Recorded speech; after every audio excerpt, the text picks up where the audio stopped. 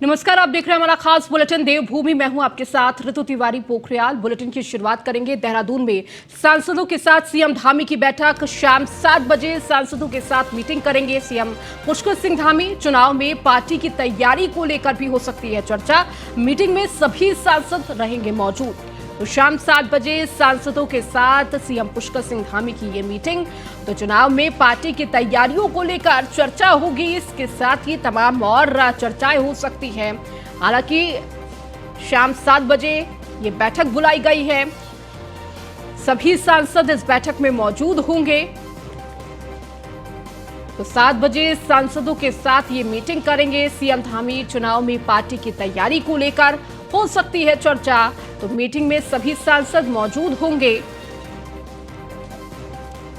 तो सीएम पुष्कर सिंह धामी की महत्वपूर्ण बैठक शाम 7 बजे, जहां सभी सांसदों के साथ बैठक करते हुए सीएम पुष्कर सिंह धामी नजर आने वाले हैं।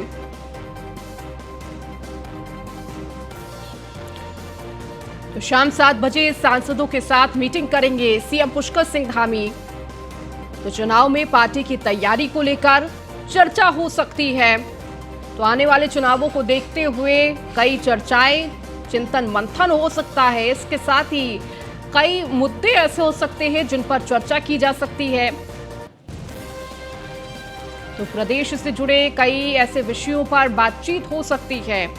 चूंकि तमाम सांसद इस दौरान मौजूद होंगे, तो कई विषयों पर इस बैठक में चर्चा की जाएगी।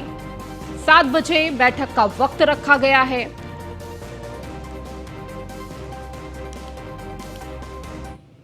स्वास्थ्य सचिव दून मेडिकल कॉलेज पहुंचे हैं। कोविड की तैयारियों को लेकर जायजा लिया। राज्य में बढ़ते कोरोना के मामलों के बाद सख्त है प्रशासन। तो 2 दिन की मॉक ड्रिल में व्यवस्थाओं का जायजा लिया गया।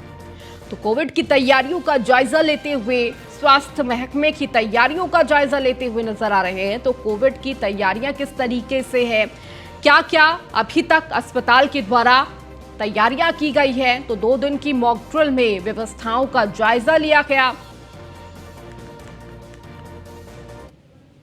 मॉक ड्रिल है। पिछला मॉक ड्रिल 27 दिसंबर को हुआ था। और हमारे प्रदेश में जितने भी अधिष्ठान हैं, जहां पे ऑक्सीजन सिलेंडर हैं, कॉन्सेंट्रेटर्स हैं, पीएसए प्लांट्स हैं, सभी में, इन सभी अधिष्ठानों पे मॉक ड्रिल हुआ था पिछली बार।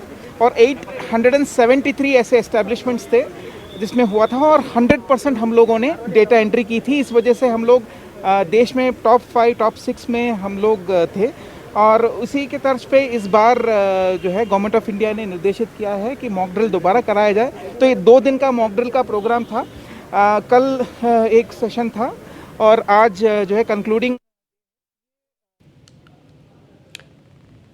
और अधिक जानकारी के साथ हमारे विशेष संवाददाता सुदीप जैन हमारे साथ जुड़ चुके हैं। सुदीप, जिस तरह से स्वास्थ्य सचिव दून मेडिकल कॉलेज पहुंचे और कोरोना को देखते हुए तमाम तैयारियों का जायजा लिया है। जी बिल्कुल, देखिए 2 दिनों की ये मॉक ड्रिल थी। कल स्वास्थ्य मंत्री जो कैबिनेट मंत्री हैं धर्मेंद्र रावत, उन्होंने विस्तृत करके निर्देश दिए थे कि 100 बेड की भी व्यवस्था करें कि केस बढ़ते हैं। इसी क्रम में आज जो सचिव स्वास्थ्य हैं डॉक्टर आर राजेश कुमार, ये अस्पताल पहुंचे थे और व्यवस्थाओं का जायजा लिया, ऑक्सीजन प्लांट का जायजा लिया और निर्देश के दिए थे कि भी किसी भी स्तर पर कोई कमी न रहने पाए। और अलग से वार्ड भी स्वास्थ्य विभाग बनाने जा रहा है। उसके पीछे 2 वजह है। पहली, एक तो पर्यटन सीजन बढ़ रहा है, केसेस बढ़ने की आशंका है और चूंकि टेस्ट बढ़ेंगे तो केस भी बढ़ेंगे, इसलिए। और दूसरा, 4 धाम यात्रा की भी शुरुआत होनी और देहरादून महत्वपूर्ण स्थान है, लिहाजा यहाँ पर व्यवस्था होना आवश्यक है। इसलिए आज सचिव स्वास्थ्य ने निरीक्षण करने के बाद निर्देश दिए। ठीक है सुदीप, बहुत शुक्रिया इस जानकारी को देने के लिए। तो कोविड को लेकर तैयारियों का जायजा लेते हुए स्वास्थ्य सचिव नजर आए हैं।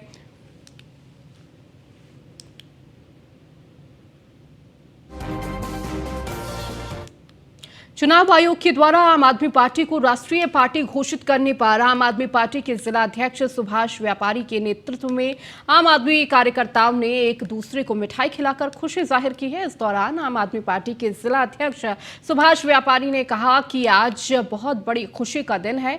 आम आदमी पार्टी को चुनाव आयोग ने राष्ट्रीय पार्टी का दर्जा दिया है। उन्होंने कहा कि मात्र 10 साल के अंदर आम आदमी पार्टी ने भारत के 2 राज्य में अपनी सरकार बनाई है। आम जनता आम आम आदमी पार्टी को एक विकल्प के रूप में देख रही है।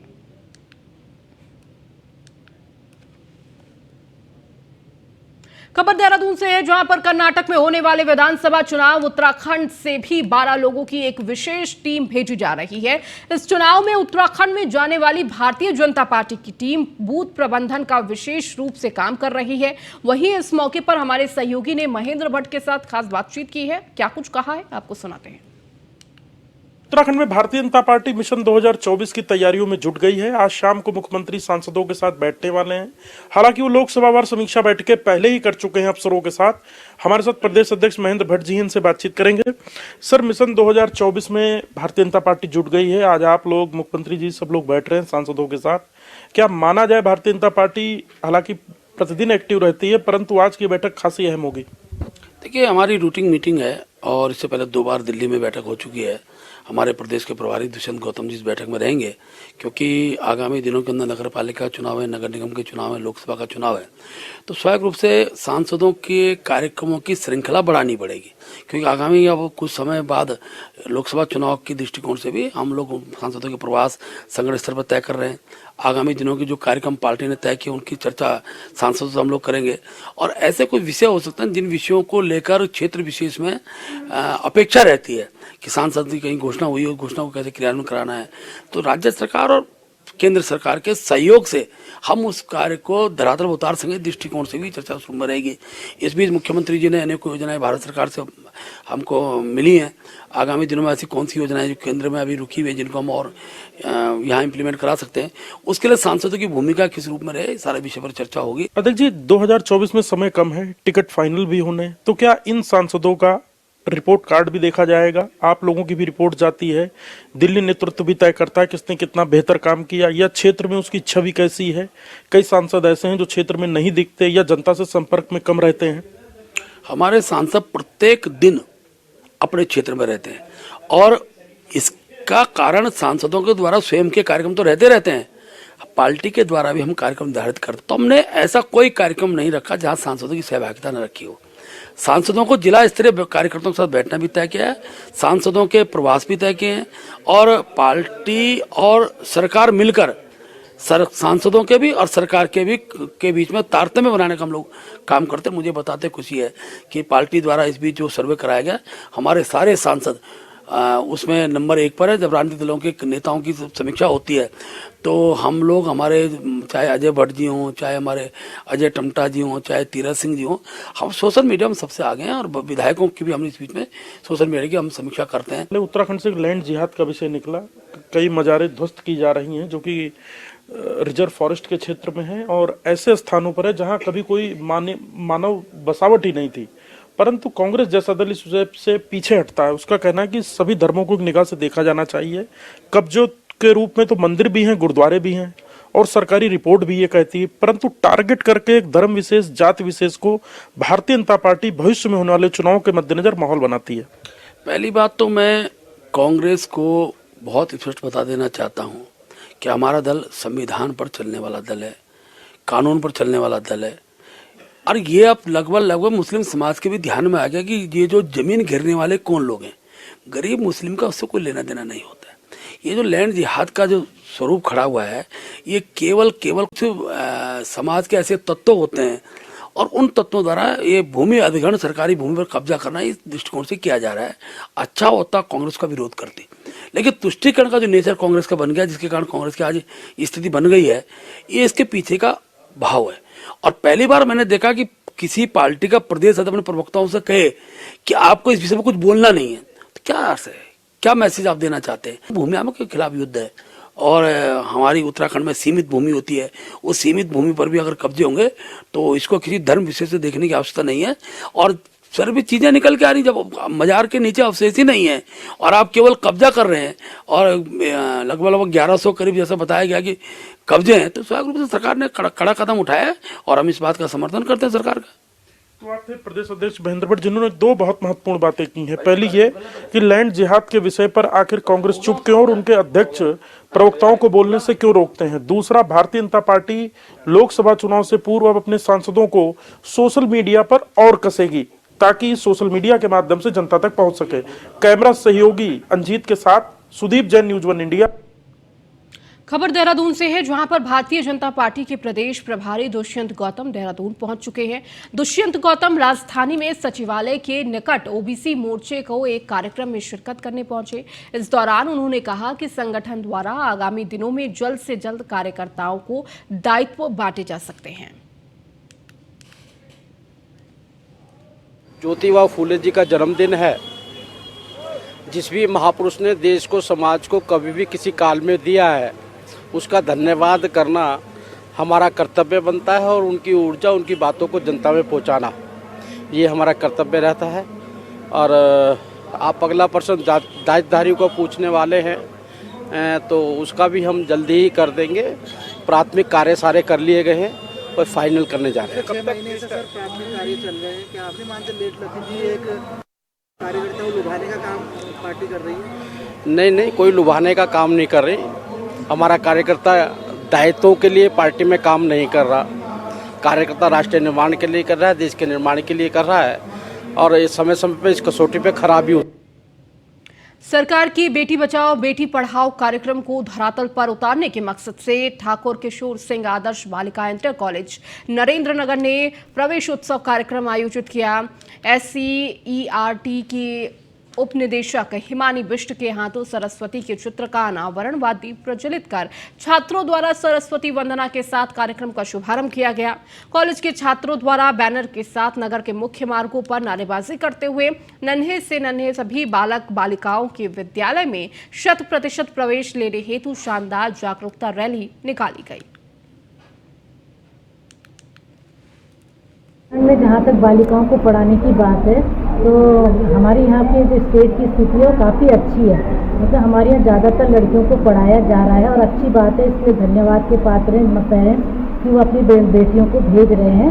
उत्तराखंड की स्थिति कई राज्यों से बहुत बेहतर है इस मामले में, लेकिन फिर भी ये है कि मेरे एक रिक्वेस्ट फिर भी है कि बेटियों को पढ़ा जरूर रहे हैं हम, लेकिन उनको घर में भी पढ़ने के लिए समय देना और अन्य सुविधाएं जो विद्यालय में उनको चाहिए, और समय का जैसे उनको प्रॉपर पढ़ने के लिए समय चाहिए या उन्हें कहीं पढ़ाई के दौरान कहीं बाहर जाना है और एक्टिविटी में भाग लेना है, तो उसमें भी उनको पेरेंट्स को पूर्ण सहयोग देने की ज़रूरत है, ताकि बेटियां पढ़ने के साथ साथ उनका चहुमुखी विकास हो। शिक्षाएं एवं छात्राएं प्रवेश उत्सव के उपलक्ष्य में एक रैली निकाल रहे हैं, जिसमें हम सारे नगर वासियों को जन जागरूकता रैली है, जिसमें बताना चाहते हैं कि हमारे विद्यालय में बेटियों के सर्वांगीण विकास के लिए अनेक सुविधाएं उपलब्ध है।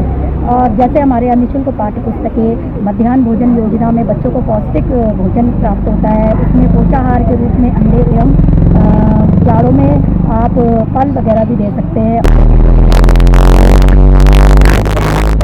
23 को प्रवेश उत्सव के उपलक्ष्य में हम रैली निकाल रहे हैं। सरकार ने बेटी बचाओ बेटी पढ़ाओ का जो नारा दिया है, हम चाहते हैं कि हमारे आगामी यात्रा सीजन के मद्देनजर यातायात और सीपीयू पुलिस ने क्षेत्र में अभियान चलाया है, जिसे लेकर सड़क पर होने वाली दुर्घटना पर लगाम लगा सके। आपको बता दें कि आगामी यात्रा सीजन के मद्देनजर क्षेत्र में यातायात पुलिस और सिटी पुलिस के द्वारा सड़क पर होने वाली दुर्घटना से बचाव के लिए अभियान चलाया गया है। तो वहीं अभियान के अंतर्गत दुर्घटना संभावित क्षेत्रों पर पुलिस के द्वारा स्पेशल मिरर लगाई जा रही है और इसी के चलते सीपीयू पुलिस के द्वारा मंगलौरा क्षेत्र के अब्दुल कलाम चौक के पास रिफ्लेक्टर मिरर लगाया गया है।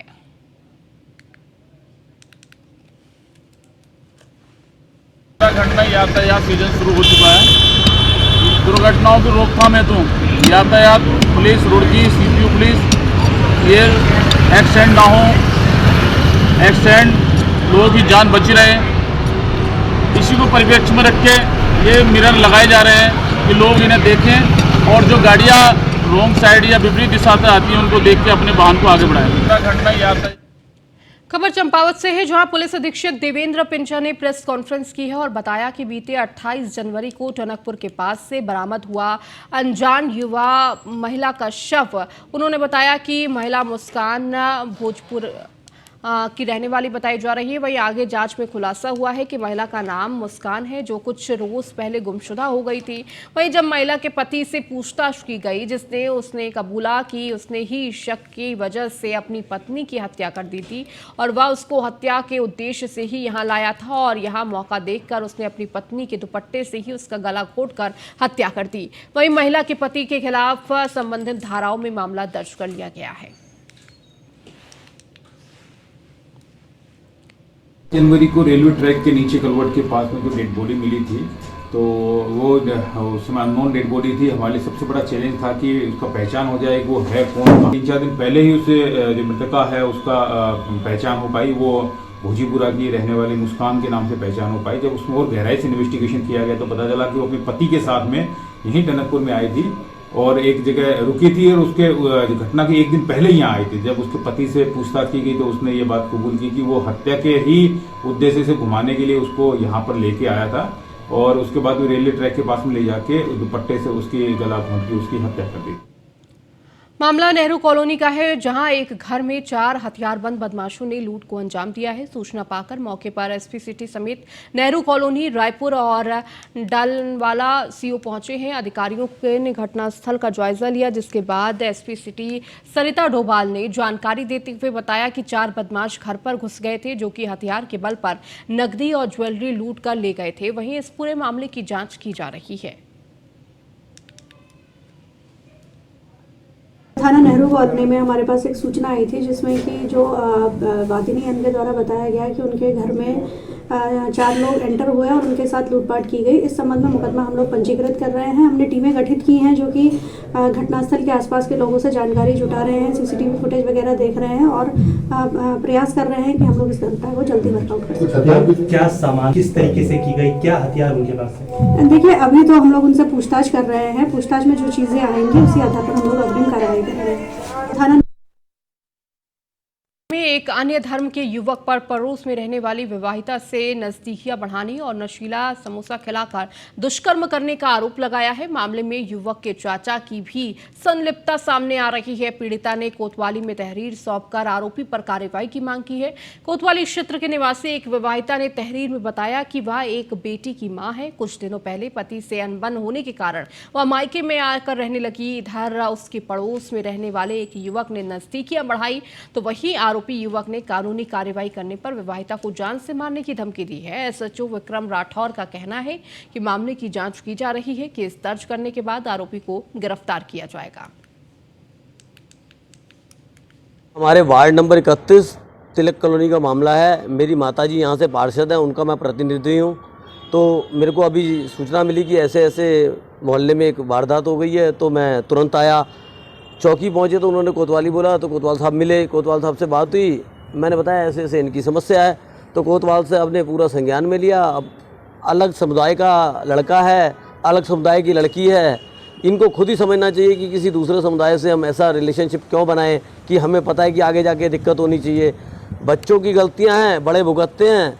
अब वो लड़की के संग जो भी हुआ है वो अपनी आय बीती खुद बता ही रही है। बात ये है, एक मोमडन लड़का है जिसने मुझे बातों में बहला फुसला के मुझे ले तो गया। मैं उसके साथ चली भी गई। अब बाद में जब मैं उसे फ़ोन कर रही हूँ तो अब वो कह रहा है कि मुझे ना कोई ज़रूरत नहीं है, मेरे पास फ़ोन करने की कोई ज़रूरत नहीं है, कि मैं अपना जहाँ वहाँ ठीक हूँ, कि तुझे जहाँ रहना है अब जा अपनी मर्ज़ी से जी, मुझे कोई ज़रूरत नहीं है तेरी। उसका चाचा आया, वो भी मारने पीटने धमकाने की धमकी दे रहा है। अन्याय हुआ है, मेरे लड़की के साथ बहुत गलत हुआ है, मुझे अन्याय चाहिए। मुझे बहुत परेशान हो गई, हमारे लड़की के साथ में बहुत दिक्कत हो रहा है, मैं परेशान है, फंसी है, मुझे न्याय चाहिए, मुझे इंसाफ़ी चाहिए। मैं आप लोग के हाथ जोड़ के कर रही हूँ, मुझे इंसाफ़ी दिलवा दो, इंसाफ़ी दिलवा दो। ये हमारे खबर मंगलौर से है, जहां पर पुराने टायरों के गोदाम में संदिग्ध परिस्थितियों में आग लग गई है। गोदाम से आग की भयंकर लपटें उठती देखी गई। किसी ने इसकी सूचना पुलिस को दी, जिसके बाद दमकल की टीम को मौके पर बुलाया गया। वहीं सूचना मिलने पर गोदाम मालिक भी मौके पर पहुंच गया है। दमकल की टीम ने काफी मशक्कत के बाद किसी तरह समय रहते आग पर काबू पाया, अन्यथा आग की लपटें आसपास स्थित आवासीय भवनों तक पहुंच सकती थी। आग से लाखों रुपए के नुकसान के होने का अनुमान भी है। अभी तक आग लगने की वजह का पता नहीं चल पाया है। दमकल की टीम आग लगने की वजह का पता लगाने के लिए जांच कर रही है।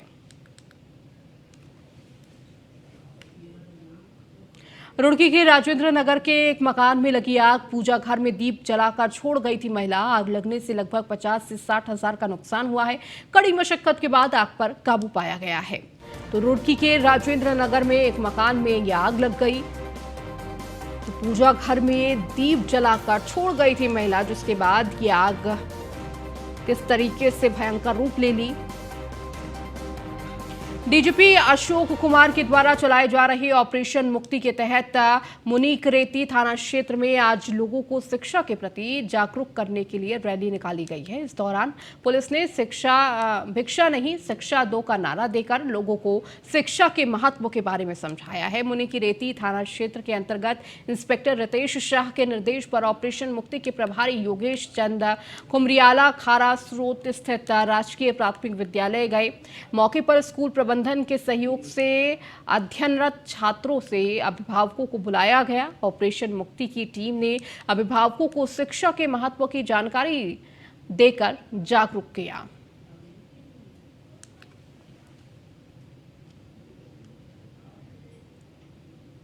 देहरादून में सीएम धामी एक कार्यक्रम में शामिल हुए। इस दौरान उन्होंने जनसभा को संबोधित किया। उन्होंने कहा कि संपूर्ण जगत को ज्ञान और विज्ञान देने का देवभूमि भी इसी धरा से ही किया है। इतना ही नहीं, इस दौरान उन्होंने नई शिक्षा नीति की भी काफी तारीफ की है। कि शिक्षा में इनोवेशन होना चाहिए। सरकार आज शिक्षा को लक्ष्य देने और उसे समाज के विकास से जोड़ने का लगातार प्रयास कर रही है। आज शिक्षा के एक तरफ मैं कहूं तो पुनर्जीवन की बात होती है, तो उसमें बिना इनोवेशन के कुछ नहीं हो सकता। इसलिए आज नए नए इनोवेशन की आवश्यकता है और जो ज्ञान है वो सिर्फ किताबी नहीं हो सकता।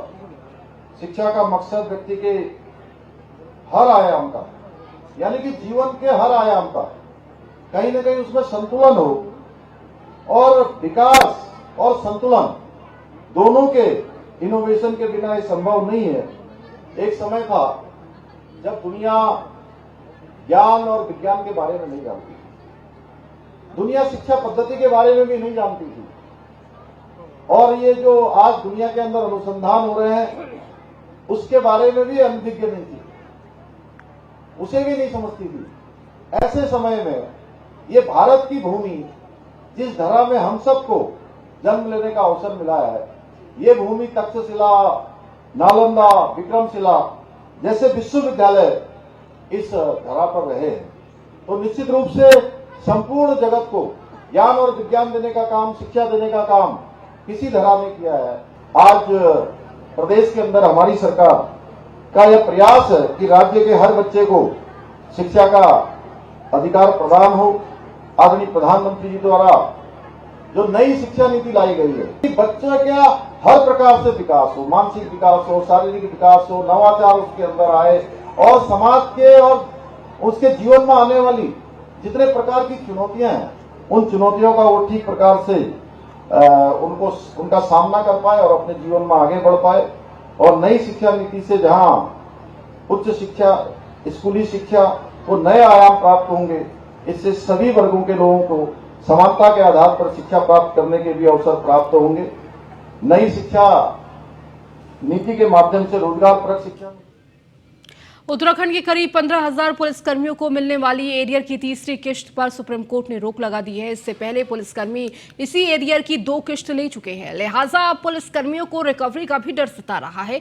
सुप्रीम कोर्ट के इस फैसले की ADG law and order V Murugesan ने पुष्टि की है। आपको बता दें कि छठे वेतनमान की सिफारिशों के तहत वेतन ग्रेड पे को लेकर राज्य के हजारों पुलिसकर्मियों को वर्ष 2006 से एरियर दिए जाने का निर्णय लिया गया था और इसे राज्य सरकार की तरफ से 3 किश्तों में दिया जाना था। सरकार 2 किश्त में पुलिसकर्मियों को कुल 40 करोड़ रुपए भी दे चुकी है, जबकि तीसरी किश्त दी जानी थी।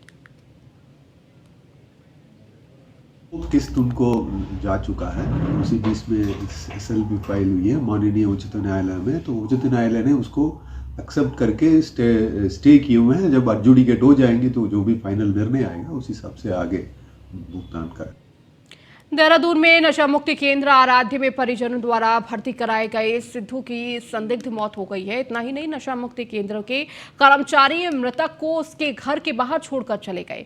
परिजनों ने नशा मुक्ति केंद्र संचालकों पर उनके बेटे के साथ मारपीट और हत्या करने का आरोप लगाया है। आपको बताते चले कि टर्नल रोड निवासी देवानंद के बेटे सिद्धू को 22 मार्च को चंद्रमणि स्थित आराध्य फाउंडेशन नाम के केंद्र में भर्ती कराया गया था। परिजनों ने शव को सड़क पर रखकर हंगामा किया, तो वहीं इस पूरे मामले की जांच जारी है।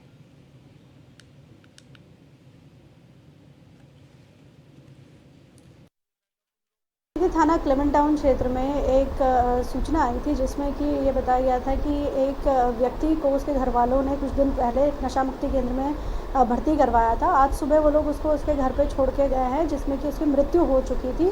तो इस संबंध में तहरीर आई है, उस पर हम लोग मुकदमा पंजीकृत कर रहे हैं, आगे कार्रवाई कर रहे हैं। जो डेड बॉडी है उसको पंचायत में पोस्टमार्टम के लिए भिजवाया। थाना खबर कर्णप्रयाग से है, जहां पर तापमान बढ़ने पर दवानल से जंगल धधकने लगे हैं। दरअसल देर रात बद्रीनाथ वन प्रभाग के जंगलों में आग लग गई है। भीषण आग नंदप्रयाग रेंज के अंतर्गत कई हेक्टेयर वन संपदा जलकर खाक हो गई। वनाग्नि के कारण चारों ओर धुआं फैला हुआ है, यहां तक कि लोगों को सांस लेने में भी दिक्कत हो रही है।